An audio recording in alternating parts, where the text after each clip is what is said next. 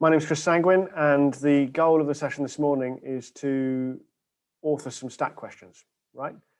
And we're going to make this a very practical session, and I'm going to run it in the following way. I am going to very briefly demonstrate what Stack is, just in case there's anyone who hasn't seen it. Then I'm going to show you how to author a question.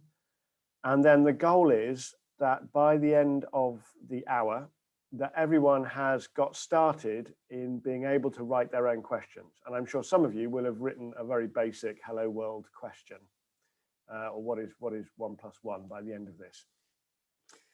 But more importantly, I really want to just show and demonstrate where all the information is. We have quite a comprehensive authoring quick start guide, and hundreds of colleagues have perfectly happily worked through that on their own.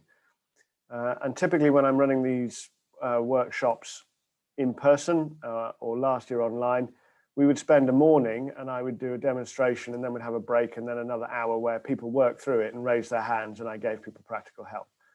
So please don't be shy if after this hour you carry on and find yourself needing some help. Just let me know and I'll do my best.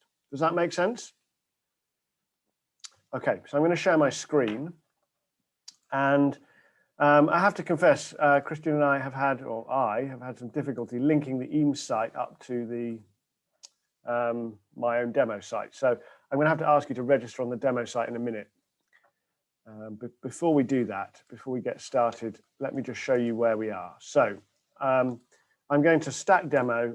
This is the University of Edinburgh Stack demonstration site. And Stack is a question type for Moodle. So this is a Moodle site, and I've just to make that completely clear, I've kept the default Moodle styling, right? This is the classic theme that Moodle comes with. And this is a course, Stack demonstration. This course comes with the source code. So all the materials on this course are available. Let me turn editing off for a moment. There we go. This course comes with the source code. So all these sample materials, all these questions are available already. It's probably the question I get asked most commonly is, can I have the demo course? And you already have it. It's available. And they're arranged into quizzes by topic. So let's just go into the demonstration quiz, and I'm going to continue the last attempt. So my contribution is this blue box here, question 1. And I have added a question type for the Moodle quiz. So this blue box here is what's called a Moodle description item. And we found these very useful for embedding content, worked examples or whatever, and instructions to students. So this demonstration quiz has some sample Stack questions. And so my contribution is this question type. Okay. So find this utterly, utterly dull procedural calculus question that you could type into Wolfram Alpha. Fine, let's not worry too much about that problem with this question, but there we go. It's an integration question, so we'd better add a +C, hadn't we, just for good measure. So some crazy wrong answer. One of the distinguishing features of Stack is the separation of validity from correctness. So there's a syntactic validity, and there is a distinction between something being a valid expression and something being a correct or an incorrect expression. Validity is mostly tied to the input box, and correctness is tied to the question. Now, for a simple single part question like this, it doesn't seem to be a big deal. Here is the validity feedback, and here is the correctness feedback. The derivative of your answer should be, in fact, the derivative of your answer is this, so you must have done something wrong. Fine, okay. The distinction between validity and correctness really comes in when we have multi-part questions. And then you might have one algorithm that establishes correctness that's tied to many inputs. And so it's important to have validity tied to the input. This validity thing is really a key design feature. Yeah, I could talk a lot more about that. The second big thing about Stack is that we have a computer algebra system underneath. We're using Maxima. So we've connected up the Moodle site to Maxima. I really quite like Maxima. as a computer algebra system. I think it's one of the best free computer algebra systems around.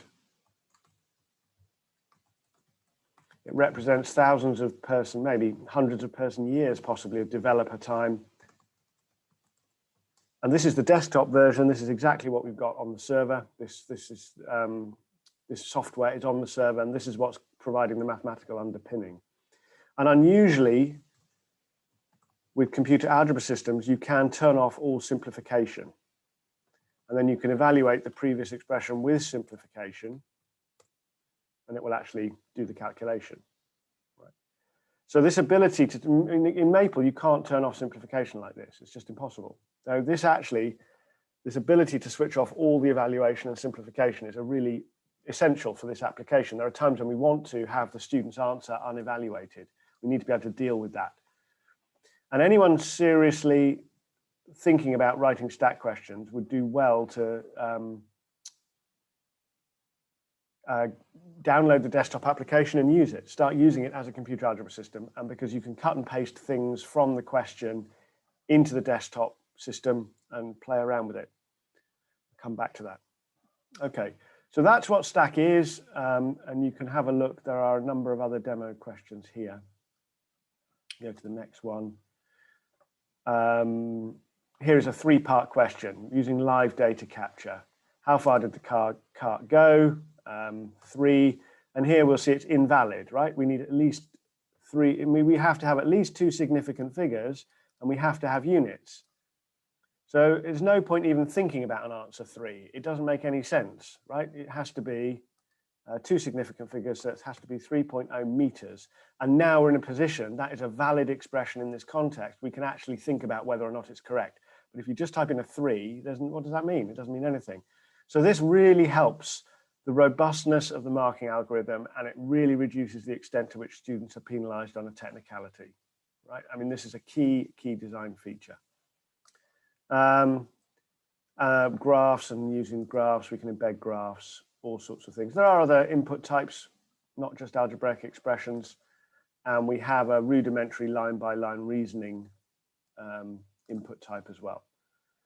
And we've been doing some interesting things with assessing proof. I was talking a lot about that a year ago, and I've written a paper about that with Robbie Bickerton about how we can assess proof using online assessment. I mean, that work is not actually anything to do with stack per se. I mean, you could write these kinds of questions in many other systems, but we were really concentrating on that a year ago. So here's a proof by induction that has been split up for the student to do.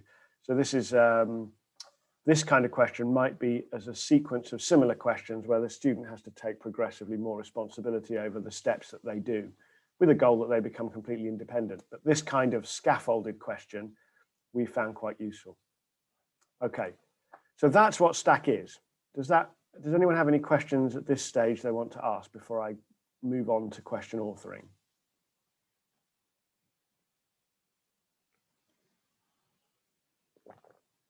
Right. So the goal now. I have an admin question. Do you want questions on the Moodle site as well, or just live? Yeah, if you have questions on the Moodle site, let's put them on the Moodle site that merit a written answer. But if it's just I'm confused about this, Chris, where do I navigate to? Then just let's speak up now, folks. Okay, so yeah, thanks, Christian. Let me share my screen again. In a moment, I'm going to ask everyone who's interested in authoring their own questions to come back to our demo site. So let's come to the demonstration. And there is there is a workshops area here, and there is an authoring workshops. And so I will enroll you as a student on the authoring workshops. Right? So I will enroll you as a teacher on the authoring workshops. And then as a teacher, you can write your own questions.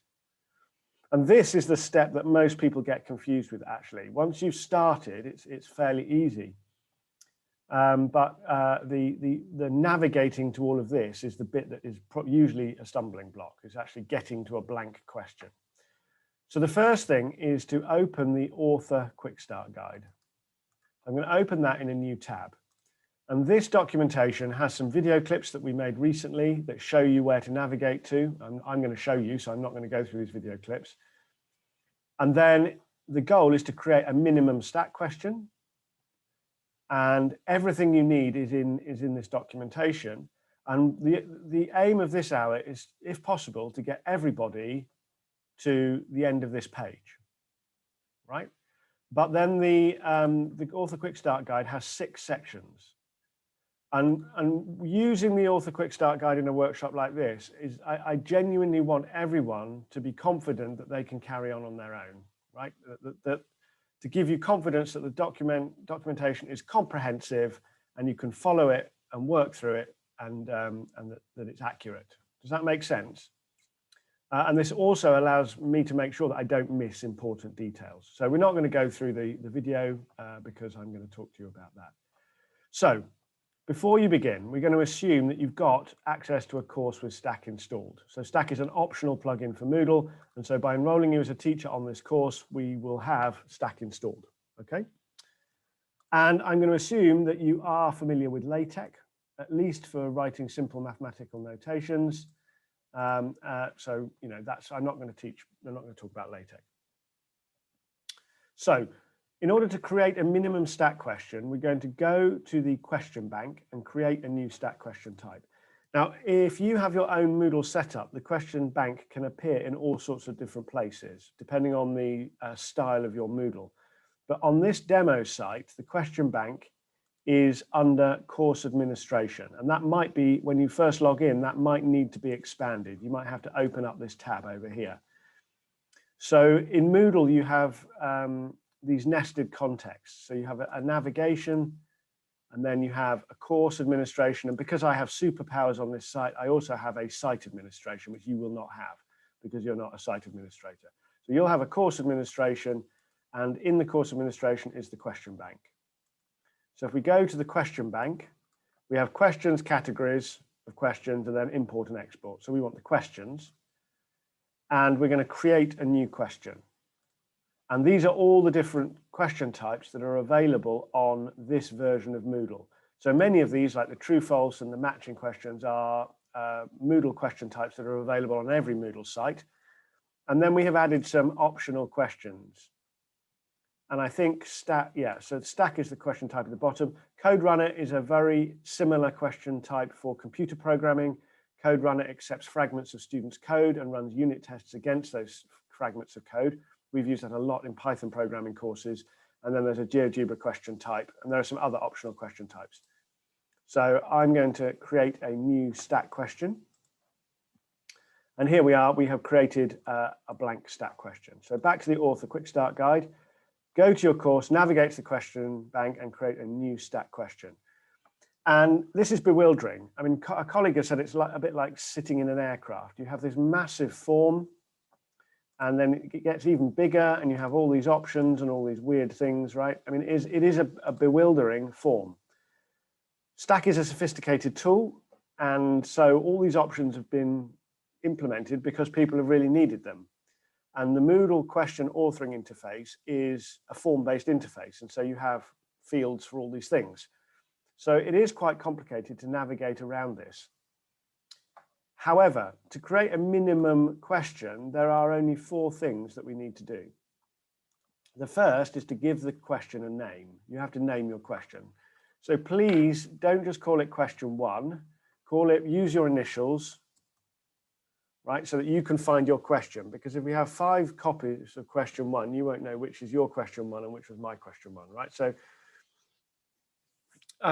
actually, keeping your electronic office tidy is really difficult.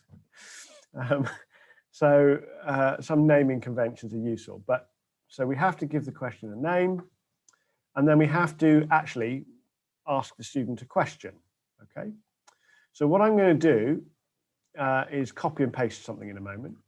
So we're going to ask the student a question. The teacher has to provide a model answer. They have to say what the answer to that question is. Now, of course, you're going to give a correct answer, but what you say is the model answer doesn't have to be unique, right? You just give something that you say is correct, and it doesn't even have to be correct. I'll come back to that in a minute. But this will be shown to the student at some point as the teacher's answer was, right? So, and then lastly, we have to create a test for whether an answer is considered correct or not. So that's actually not such a bewildering array of things to do. We give the question a name, we pose the question, the teacher says what they would answer, and then we have to decide whether any answer is correct. That's it. That's the minimum question. So, question one with some salt on it. Question text. So we're going to differentiate 1 minus x cubed. That's the question. And so here is the question text. So I'm just going to copy that. In fact, you can copy it with the little copy thing here. And we go into the question text, and I'm just going to paste that into this window. Right. So you immediately notice a few things about this. One, we've got some LaTeX in here, and I should fix the user guide. That should be in LaTeX as well, shouldn't it? And then we have 2 boxes. These are tags. So input ans1, that is the box into which the student will type their answer. Okay? And internally, inside stack, there will be a variable called ans1, and that is literally the name of a Maxima variable. So you will then refer to the student's answer as ans1, right? So if you want to operate on it mathematically using Maxima, you use that variable name.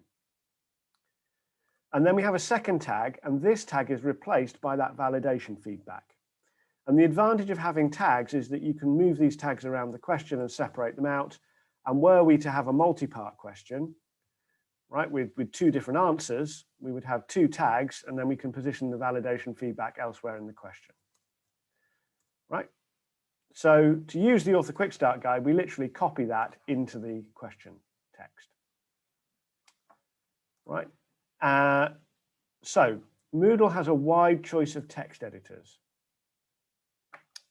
And the default editor I have used, I'm not using a text editor, in fact. I am using, if I go to open up my user preferences and go to text editor,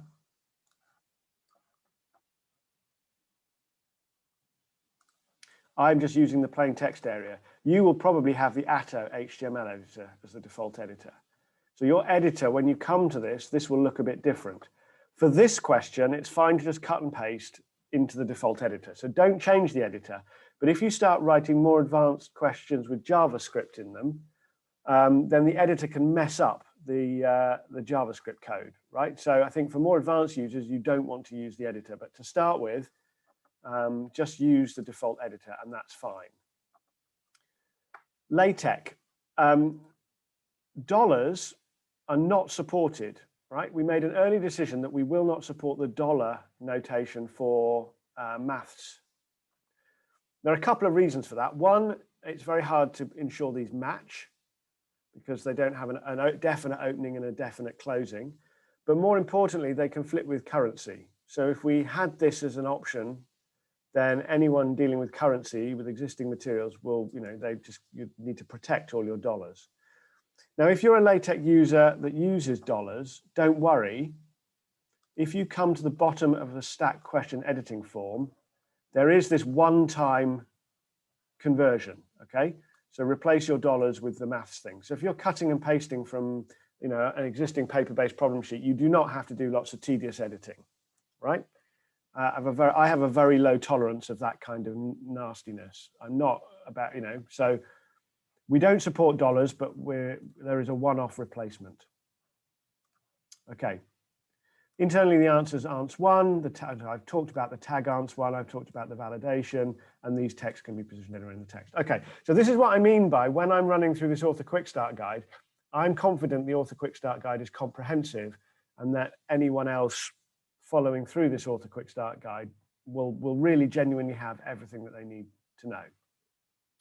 So we've given the question a name, we've given the question a text, and now we have to go and give a model answer. So what's the teacher's model answer? So we come back to the editing form, and by default, we have an input ans1. So we open that up, and here we have a whole bunch of fields associated with that input type. So that input box is going to be an algebraic input. We have checkboxes and drop downs and matrices of variable sizes and all these other kinds of input types. We're just going to have an algebraic input type, and the only field that's compulsory is a model answer. If If you want to know what all these are, you can just click, and there is Moodle help here, and there's full documentation for all of these things. But all we need to do is specify the model answer. So I'm just going to go and put in a model answer. So that's all I need to do. We're not going to, these are all, options for the input type, but that's all we need to do for a minimum question. Right, so yes, the model answer must be a valid CAS expression. So there are two really important data types in Stack. One is LaTeX. Things can be in LaTeX and you can write in LaTeX. And the other is that you need to use Maxima syntax. So Maxima syntax is used wherever you have an expression that you want it to be a meaningful mathematical expression that you might manipulate automatically. Because LaTeX doesn't contain any meaning. LaTeX just positions boxes on the screen, and those boxes contain mathematical characters. So LaTeX doesn't actually encode any meaning at all. So wherever mathematical meaning is encoded, we need to use the Maxima syntax. So that's why we have to put in the star sign, right? Oh, that's very embarrassing. Sorry, I've got a phone call. Okay. And then the last and most complicated part of the whole thing is that we have to decide if the student's answer is correct. And to decide if the student's answer is correct, we use a tree, right? So this is called the potential response tree. And the idea of the tree is that we have nodes and branches.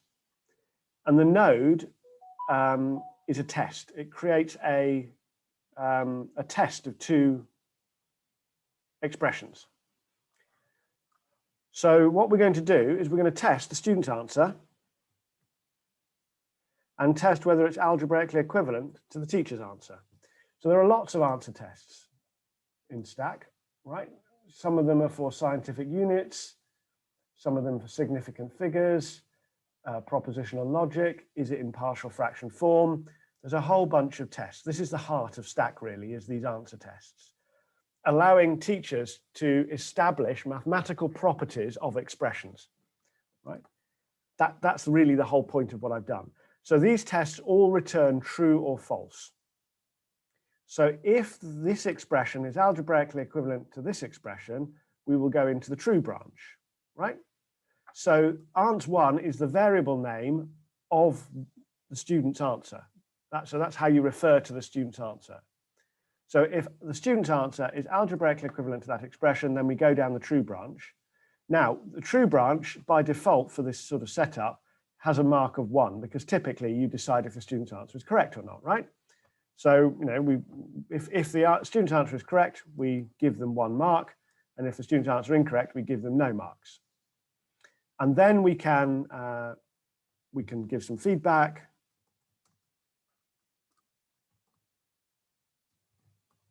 Right, whatever we want to do.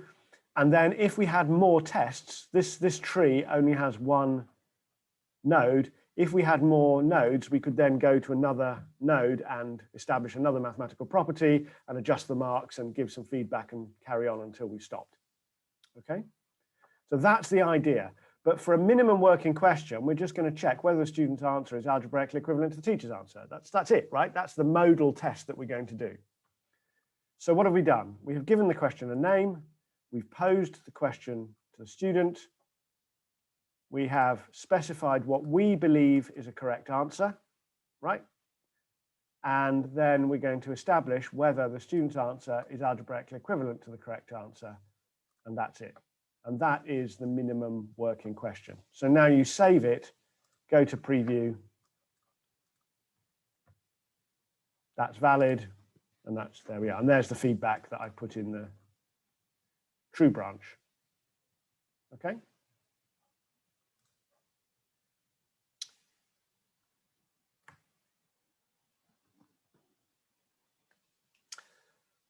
Questions?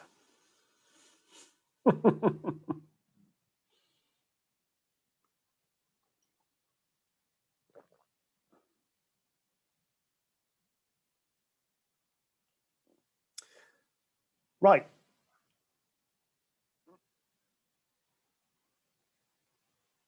Okay, well, might come back to that, Jared, later, because that's a more advanced use case. So for the captioning, Jared has asked, please demonstrate authoring a Stack question which includes students uploading images or PDFs of their workings. Thanks, Christian. I should do that. All right, so let's move on to the giving you access to the authoring. So what I need you to do, please, is to navigate to this URL, which is on the Eames website. So if you come into the, and let me go back to that. If we go to the talks for this morning, so I'm in the talks for this morning, there's a URL here to Stack Demo Maths. So if you click on that URL, what you'll need to do is you will need to create a user account. So if it's the first time here, many people will already have an account on this server, but if you don't, you need to create an account here, create new account, and there's a normal email loopback. So Christian and I were trying to link this up with LTI so that you didn't have to create an account, and I'm sorry, we just failed to do that. So apologies for that. You'll need to just create a new account. So I'll give everyone 3 or 4 minutes to navigate to the URL, which is in the Eames talk section. Thanks, Christian, for pasting that into the Zoom chat if you need to do that.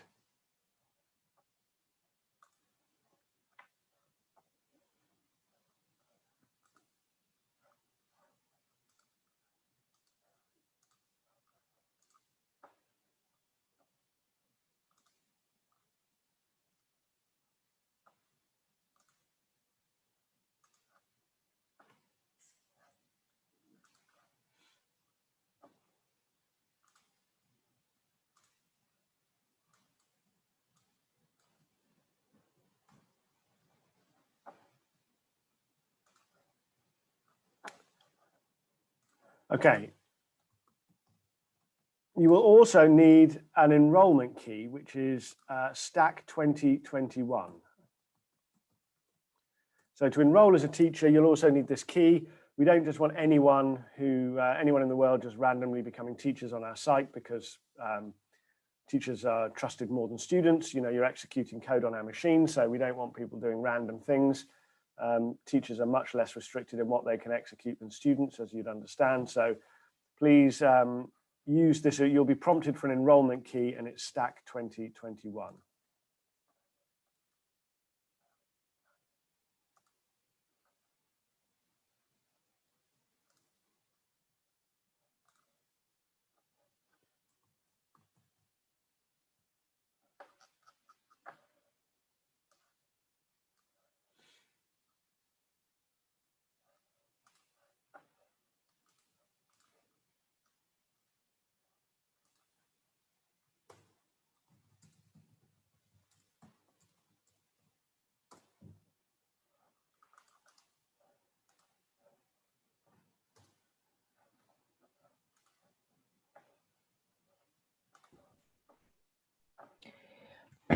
Chris, sorry for being such a pain. I cannot get into.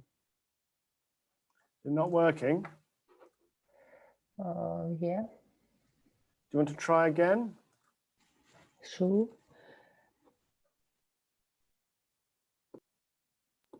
And also, I know that it has been asked again.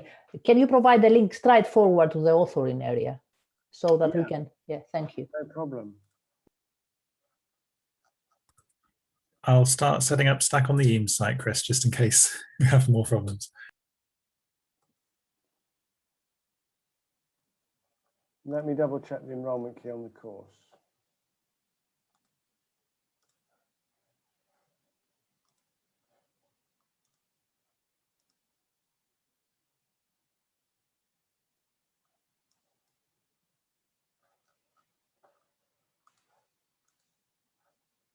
Okay, James is in.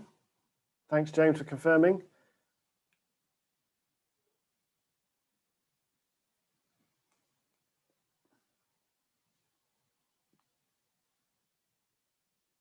Chris is in.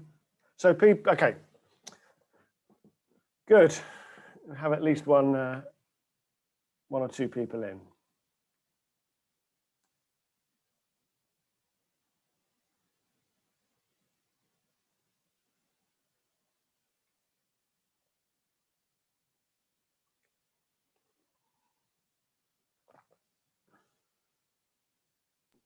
Again, me as a pain. Can you share again your screen when we get there, where we start to plug our key? Absolutely, Deppy. So the way I run these author workshops is I demonstrate it once, and then we get everyone enrolled, and then I will go through exactly the same demonstration again.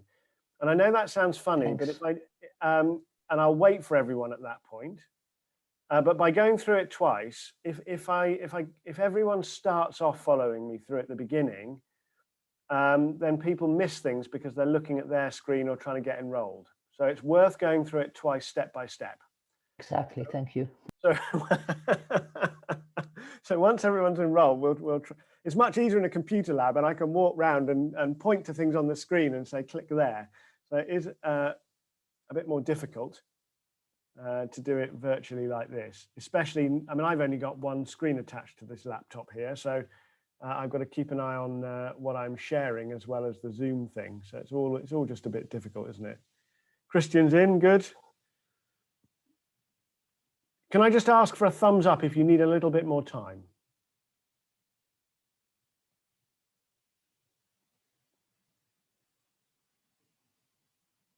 So Deppy, you'd like a little bit more time to, you're not into the authoring site yet?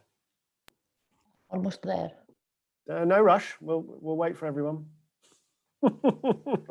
This is the blocker. You see, once you've got your blank stat question, you can merrily follow along with the Author Quick Start Guide in your own time, right? But this is often the blocker to actually getting going. Deppy's in. Okay, thumbs up for anyone else who needs a little bit more time. Right, okay, so I'm going to share my screen. So I'm going to come back to I've got the enrollment method. So I'm back into the workshop, authoring workshop. So you should arrive on a page like this. Is that right? Okay. So if we scroll down on the left-hand side, you will have because you're all teachers, you should have a course administration link. And you can open that up by clicking on the greater than sign, and it becomes a downward pointing arrow. Right? And in that course administration menu is the question bank. Now, again, that's got a downward pointing arrow, and there are 4 parts to the question bank. There are the questions, the categories, import and export. But if you just click on the link anyway, it takes you to questions. And now we've also got the tabs for questions, categories, import and export. And here's the question that I wrote earlier, but we're going to create a new question. And that brings up a pop-up, and you have to scroll all the way to the bottom to find the stack question type. Okay.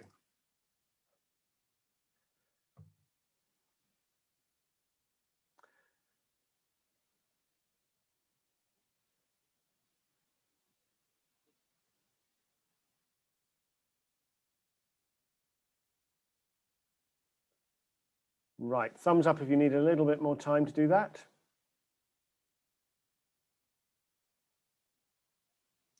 So what we're going to do next is I'm going to ask you to do some, Martin, the enrollment key was stack, capital letters 2021. So what I'm going to ask everyone to do now is a little bit of window juggling. So we're going to have 2 windows open or 2 tabs open. One will be that blank question that you've just got, and one will be the Author Quick Start Guide. Okay? So let me demonstrate how to do that. Along the top of the Moodle site is this ribbon.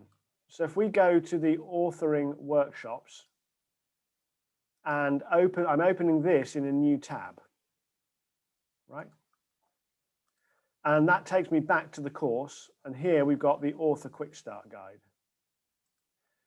So if I just close down, I'm going to close down everything except my two windows, right? So I've got one window is a blank stack question. And the other window is the start of the authoring quick start guide.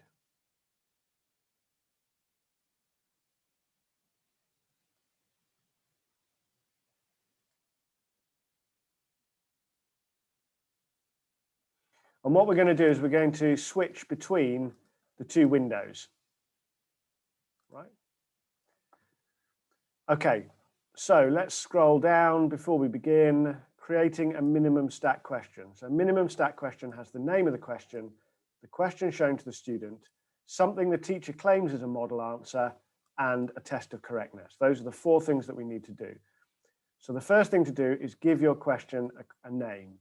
Okay, so I come back now to my blank window, and in the second thing in here is question name. So I'm going to call it CJS question 2, because I've already done question 1. But if you put a name that you can definitely find again, if you just put Q1 or question 1, lots of other people might do that, and it won't be very helpful.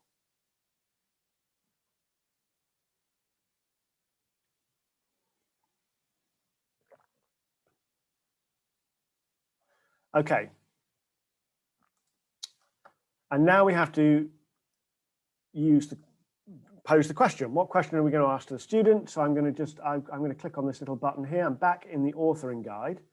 So I'm going to copy the question that's provided into the clipboard, come back to the question editing form and paste that into the field that's called question text.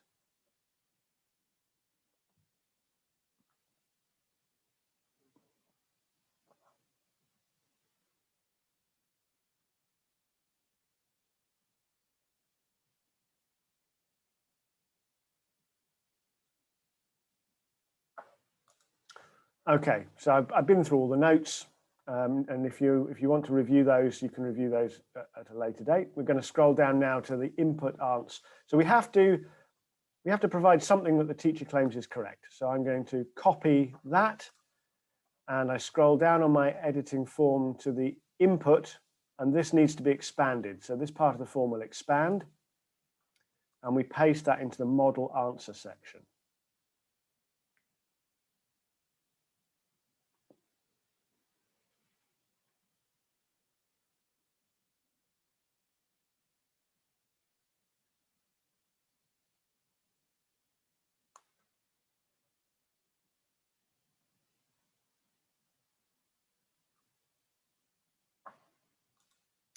And then the last thing we have to do is a test of correctness. Okay, so there are the notes, but if we go to the form, it's by default, there is always one potential response tree. Logically, you don't have to have a potential response tree at all. You can delete it, and you've got a survey question, right? It doesn't assess the student's answers. So, it's not necessary to have one of these, but by default, you want one. And the thing that we're going to do in this case is we are going to have S_answer is going to be ans1, which is the variable name to which the student's answer is assigned internally. That's literally a Maxima variable name. And then the teacher's answer was a mathematical expression. And because these expressions have meaning, we're using Maxima syntax and not LaTeX. So LaTeX is used in all the fields where we might want to display something, and Maxima is used wherever we have meaning. Okay. And then we scroll to the very bottom of the page and save changes and continue editing. If you click save changes, you'll go back to the question bank.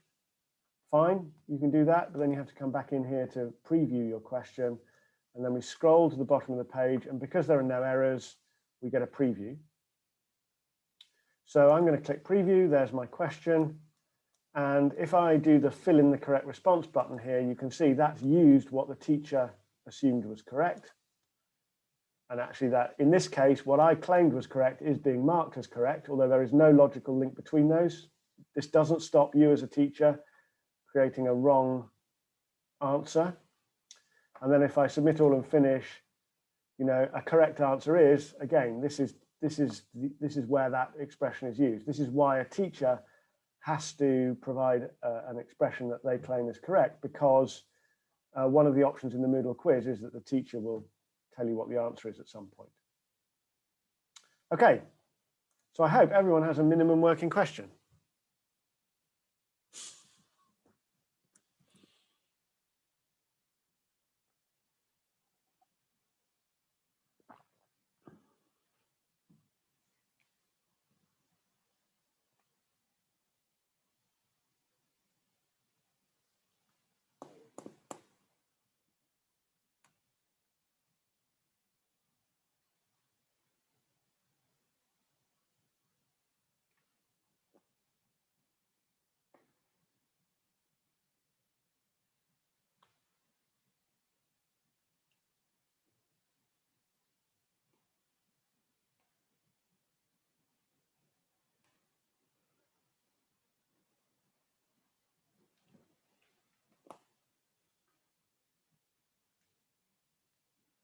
Thanks, Chris.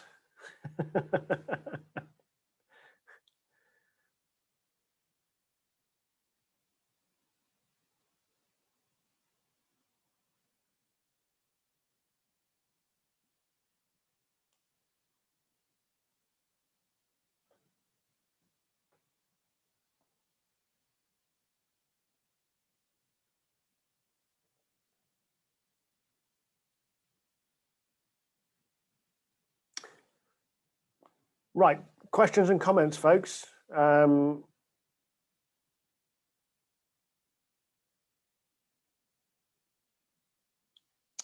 James, what you can do, actually, maybe we can, would you mind sharing your screen, James? You may not have permission to. Christian, can we let James, if you're willing to share your screen, James, this would be a useful demonstration of how to debug this for everybody, because this I'm surprised it's taken this long for someone to complain about this. This is a kind of business as usual thing. You should be able to share your screen now, James, I think. And you might also like to unmute. Thanks, James. That's yes. great. So share the screen. Okay. So let me just raise this. Okay. So if I do preview, Yeah. I've got this. Okay. So you have got, that looks like pre-formatted text. Yeah. Right. So if you close the preview and scroll up, when you've copied that, I think you've copied the preview you've copied the preview tag. So this is one of the difficulties. I don't know what browsers you're using and what does copy mean. So you've selected, I had put the thing to copy in a pre-formatted tag, so you could copy it, but you've copied the pre-formatted tag outside that as well. So one way to fix that is to click the down arrow on the top left. Top left. Yep, and then the very bottom left is the raw HTML view. This one. Yep. And so if you take away the code tags there, you can, so I mean, if you, you could paste into there and just overwrite everything, but you can see what's going on. All the code is to be eliminated. Yeah, in fact, I would eliminate all the HTML tags there. You don't need any of them. Okay. I mean, you might want to put paragraphs in later or whatever, but just get rid of all the HTML. Leave those tags in; they're essential. But this is one way you don't have to change the default editor. You can really see what's going on inside the text that you've got by looking inside it like that. And now when you preview it, so I mean, I do like editors; they have their place. Yeah. Okay. Yes. Yes. But you do also want transparency of exactly what's going on inside your text, don't you? And so the editor allows you to do that. That's probably a better option to start with than Control Shift V, paste without formatting. Thanks, Christian. Okay. Okay. Thanks, James. That's a very common problem and a deep source of frustration for everyone, and it's nothing to do with my software. I spend more time debugging people's broken JavaScript because they've suddenly protected every greater than sign than anything else. I think it's really it's a problem. Okay, other questions?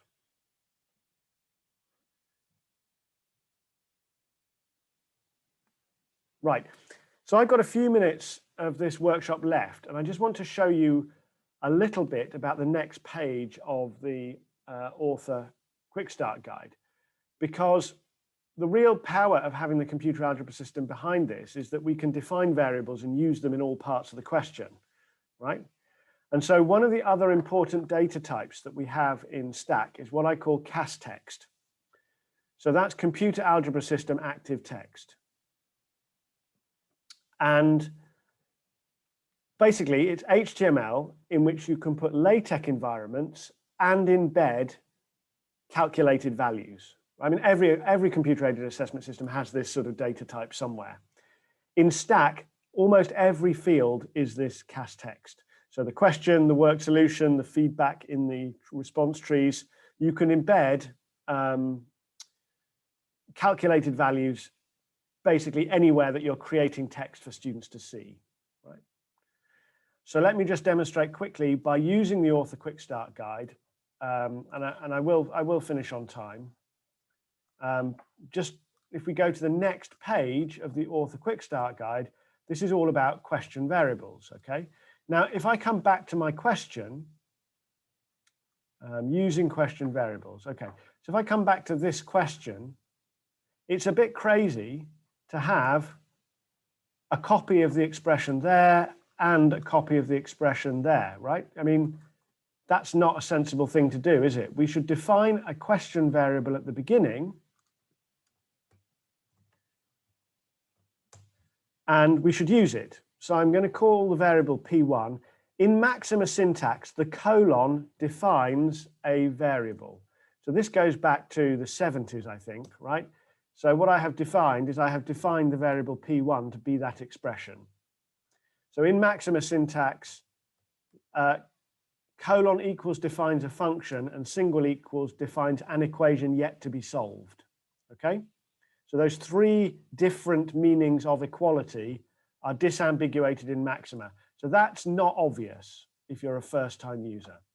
So please put semicolons at the end of the line. So I have now defined a variable P1. So of course, I can just use this variable everywhere now. And I haven't actually changed my question.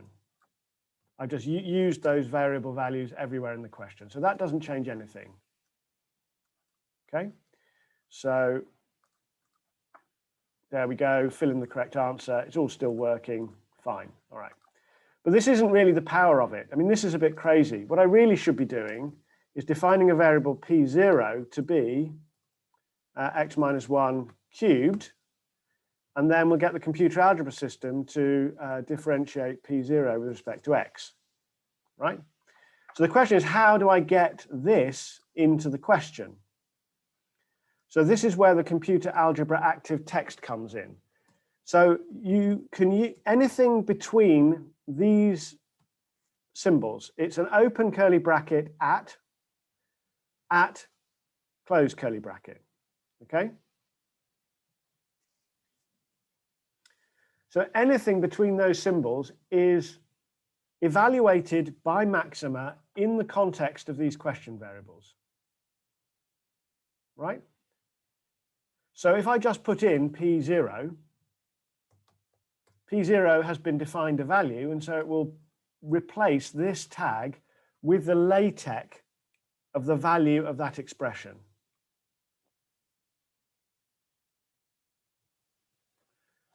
So save the question and preview it, and I haven't really changed anything, right? I mean, okay, fine.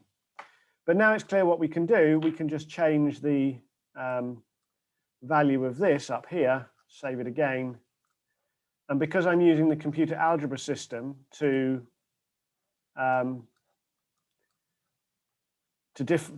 solve the problem, then the value of P1 has changed and so on and so on, right? I mean, I think the principle's clear. I hope the principle's clear. So the question variables allow you to define define variables, and you can use them throughout the question. And the second part of the Authoring Quick Start Guide talks in detail about how to use these variables, right? And then it goes on to talk about improving feedback by adding extra tests to the potential response tree. And then we talk about randomization and how to create randomized questions. And then the most important thing is quality control of your questions, really. And so I really recommend that you create unit tests of your questions. So what does that look like? I said there's no way of enforcing correctness of the answer, right? The teacher's answer doesn't have to be a correct expression, but you certainly want to check that what you're claiming is actually correct. So the question tests allow you to do that. Oh, I've got Zoom is all colliding with my forms, sorry. So you can add, I'm just going to show this very briefly. This is a unit test of the question that I've just written. And I am using what I am claiming to be the correct answer. And this test is showing that the score generated by the marking algorithm actually matches the expected score, right? So if the student types in the expression that I'm claiming is the correct answer, the marking algorithm will actually genuinely mark that as correct. So that when you're creating random questions, you can make sure that every random version, what you claim is the correct answer for every random version is actually marked as correct. And I know this seems really silly, but I spent an entire afternoon debugging a linear algebra question where a colleague had created a random matrix. Of course, you're going to create a singular random matrix at some point, aren't you? Right? I mean, you are. If he had just simply tried to evaluate what he was claiming as the correct answer was correct, he would have spotted the division by zero that inevitably resulted from his singular matrix.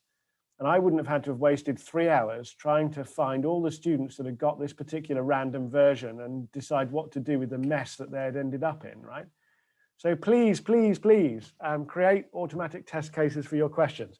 It's buried towards the end of the Author Quick Start Guide, but it will absolutely increase the quality of what you're doing and save you a lot of heartache and trouble when you inevitably produce a random question that breaks. Please, please, please do that, right?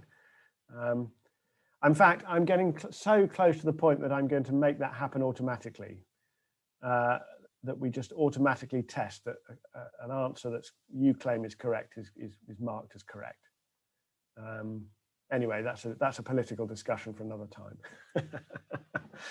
All right, folks, we've got 5 minutes for questions, I think, before we finish. I hope that has given you some confidence that the Author Quick Start Guide is available, is comprehensive, and you can follow it through and you know where to create a blank question.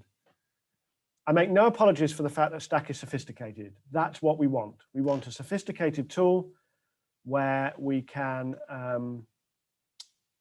we have a sophisticated tool where we can make these subtle mathematical distinctions and help the students with better feedback. That is the whole goal. So it's difficult to learn, right? It's difficult to learn. Chris, does the Stack LTI expose all the other Moodle question types too? Right. So the Moodle LTI is very flexible in what you choose to expose. So what we were trying to expose today was the whole course. Now it turns out I think my Moodle site has got blocking some, it's got some settings at the server level, which isn't allowing LTI to connect. But in principle, you can connect a whole course together. And then when you follow that LTI link, you will have a whole course. And that's what we do in Edinburgh. We use Blackboard Learn. It's called, we brand it as Learn in Edinburgh, but it's a Blackboard thing. And so we have a parallel Moodle course for every course in Learn. And so when we want to use Stack quizzes in Edinburgh, we just have a course and the student comes through to a page that contains all their Stack quizzes. You could expose a Moodle quiz via the LTI tool, right? Now, we didn't do that in Edinburgh because it's just, you have to set them all up. You have all these LTI links, right? I mean, that's just administrative overhead. So we just have one LTI link and it's set up for each course and that's done. So this is nothing to do with Stack. Now, I don't know whether there is a way of creating exposing a Moodle question via LTI in Moodle. I've never tried to do that. If you can do it, that's nothing to do with Stack, right? That's how Moodle deals with LTI and what it exposes as an LTI service. And I'm just not interested in that, frankly. I'm interested in maths assessment.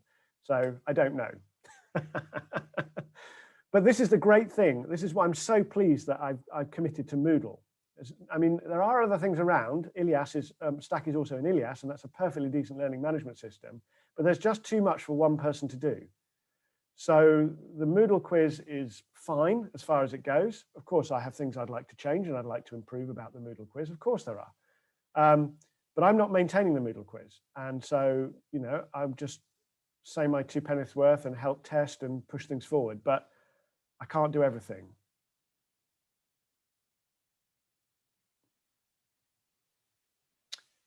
Jared, your question earlier, let's go back to that because I said I'd answer it. I'm just scrolling up in the chat now. It's quite, oh gosh, it's quite a long way back.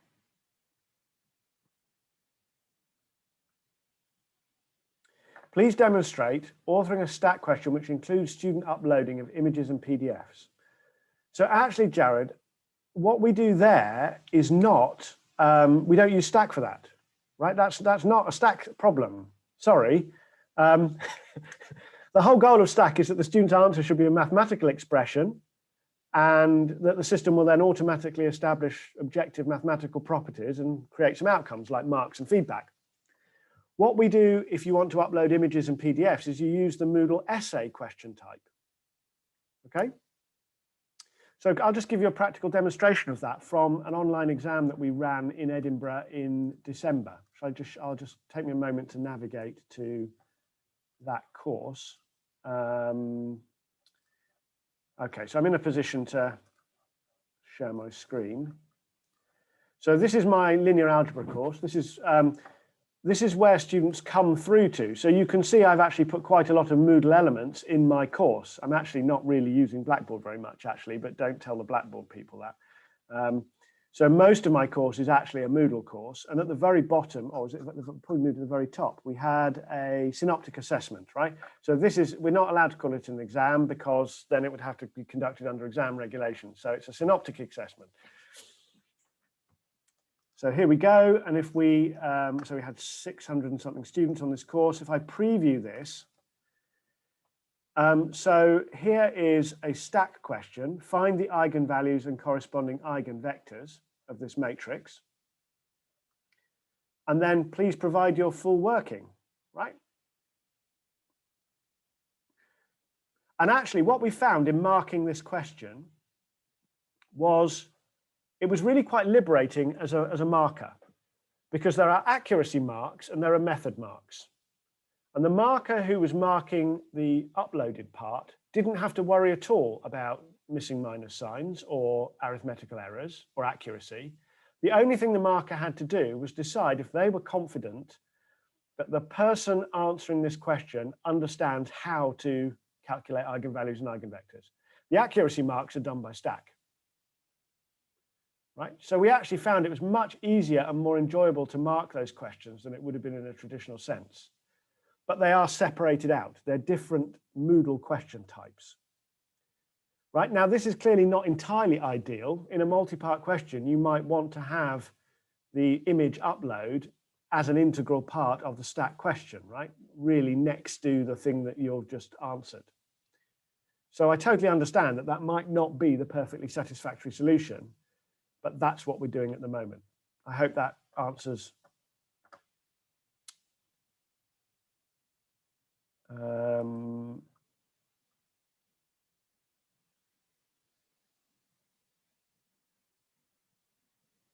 Chris, if you want to talk to me about Swansea, so you've put a, Chris has asked about setup at institutions.